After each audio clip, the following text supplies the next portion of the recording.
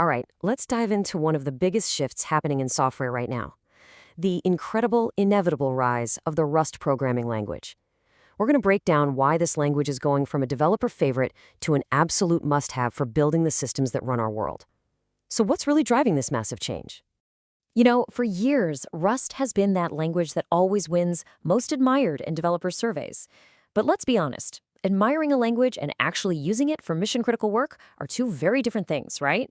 Well, what we're seeing now is that admiration finally turning into real-world, large-scale adoption. It's becoming the industry standard. And this quote just hits the nail on the head. It perfectly captures the mindset shift that's happened. For the big players in tech, it's no longer a question of, should we maybe dip our toes in? The conversation now is, okay, when do we start and how fast can we go? This is the moment everything changed.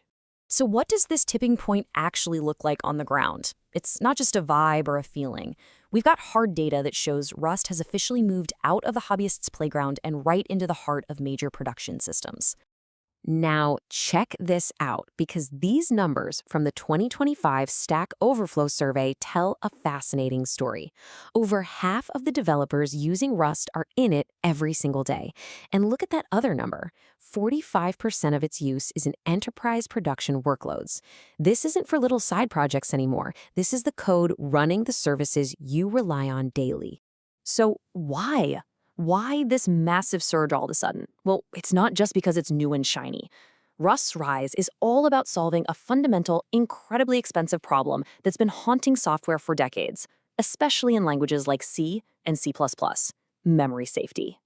And this number right here is the key to everything: 70%. Just let that sink in.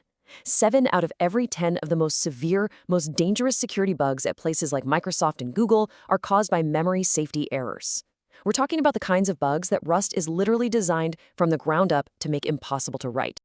And you don't have to take my word for it. Look what happened in the real world. When Google started systematically replacing C and C++ code with Rust in the Android operating system, the number of critical security bugs just plummeted. You can see it right there, a drop from over 200 down to less than 50 in just a few years. That's impact. And if that wasn't convincing enough, here is the number that makes every engineer and CTO stop and pay attention: a 1,000 times reduction in vulnerability density. For every 1,000 security holes you might find in a block of C++ code, you'd find less than one in the equivalent Rust code. Numbers like that aren't just an improvement, they're a revolution. Okay, so Rust is clearly a game changer for new projects. But what do you do about the literal trillions of lines of C and C++ that are already out there running the entire world? You can't just delete it all and start from scratch. The industry has a way of talking about this. Greenfield is when you get to start fresh on a clean piece of land that's perfect for Rust. But brownfield? That's the messy reality. That's like trying to renovate a skyscraper while people are still working inside. It's a much harder challenge, and that's where the strategy gets really smart. And this shows us it's not a winner-take-all fight. It's about using the right tool for the job. Rust is attacking the problem from that greenfield angle, building brand new, safe-by-default systems. But at the same time, you have projects like Google's experimental language, Carbon, which are designed to tackle that messy brownfield problem by working seamlessly with existing C++ and helping it evolve. They're two sides of the same coin. Now, let's look at the proof. We are way past the experiment phase. The biggest names in technology are now betting their most important core infrastructure on Rust. They're betting the farm. And there's no better example than the Linux kernel, the operating system that basically runs the internet. What started as a bold idea in 2020 got the green light from Linus Torvalds himself in 2022, which was a huge deal. And by 2025, Rust was officially promoted to a core language of the kernel. That is a massive statement. And it is happening everywhere you look. Microsoft is rewriting chunks of the Windows kernel. AWS's entire serverless platform is powered by a technology called Firecracker, built from the ground up in Rust. And Google? They've got over 5 million lines of Rust in Android alone. This isn't just about small tools. This is the bedrock. This statement, even just as a research goal from a top engineer at Microsoft, it's just wow. It shows you the scale of the ambition here. This isn't about small incremental improvements. This is about completely rethinking how we build secure software for the next generation of computing. Okay, so we've seen the high-level strategy, we've seen the massive corporate bets. But what's it actually like for the developers on the ground, the people who have to write this code every single day? Let's get into the reality of working with Rust.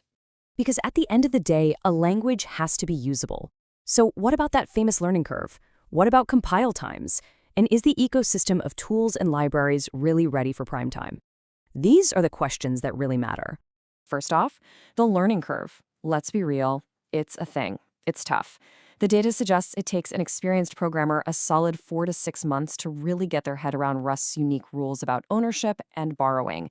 It's a serious upfront investment, but it's one that pays off by catching your mistakes before your code ever goes live. Next up, those compile times. Yep, they can be slow compared to other languages, but the community has developed a whole playbook of strategies to manage it. You learn to use tools like cargo check for super fast feedback. You keep an eye on your dependencies, and you tune your settings to make the whole process much, much faster day to day. And finally, the ecosystem. Is it mature enough? Absolutely. Just look at the world of web development in Rust. You have this healthy, vibrant debate between frameworks like Actix Web, famous for its raw speed, and Axum, a newer favorite that's loved for how well it integrates with everything else. This kind of competition is a sign of a healthy, mature language with great options. So, when you put it all together, the big takeaway is pretty clear. Rust's rise isn't just another fad. This is a necessary evolution. It's a direct answer to the massive real-world costs of insecurity and the constant demand for more performance. It's proof that you don't have to choose between speed and safety anymore. And all of this leaves us with one last huge question. As the very foundations of our digital world, from operating systems to the cloud, are being rebuilt on this safer, faster base, what's next? What other parts of our lives will be rebuilt on this new foundation? The potential to create a more reliable and secure digital world is just getting started.